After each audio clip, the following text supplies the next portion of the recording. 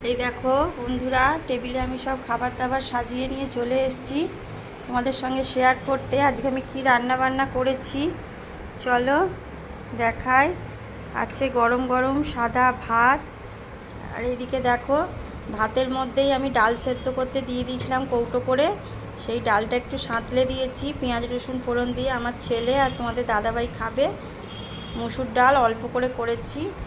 আর এদিকে দেখো মাছের ডিম বেরিয়েছিল, একটা গোটা কাতলা মাছ এনেছে, সেই মাছের ডিম বেরিয়েছিল, সেই ডিমটা আমি ভেজেছি আর সঙ্গে একটু মাছ ভাজার তেল রেখেছি আমার ছেলের জন্যে। আর এদিকে দেখো লেবু কেটে রেখেছি আমি।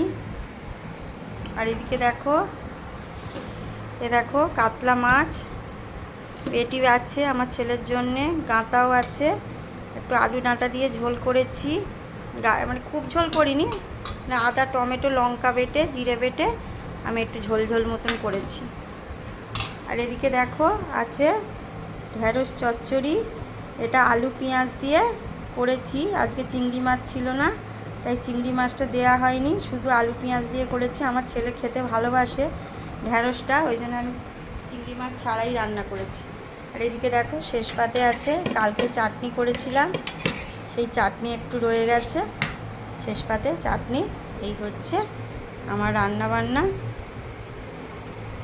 এই দেখো বন্ধুরা গাছে কত সাদা ফুল হয়েছে, দেখো বৃষ্টির জল পড়ে খানিকটা মাঝে এক একটা ফুল হলুদ হয়ে গেছে। এই গাছে দেখো সাদা ফুল ভর্তি হয়ে আছে। এই কালকে অম্বুবাচী ছাড়বে, ভোর 3টে কত মিনিটে কাল অম্বুবাচী ছেড়ে যাবে বন্ধুরা।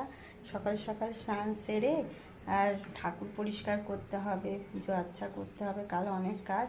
তো চলো আজকের ভিডিওটা এই পর্যন্তই। যদি তোমাদের ভালো লাগে আমার ভিডিও তাহলে অবশ্যই একটা লাইক আর একটা সাবস্ক্রাইব করে যাও। টাটা।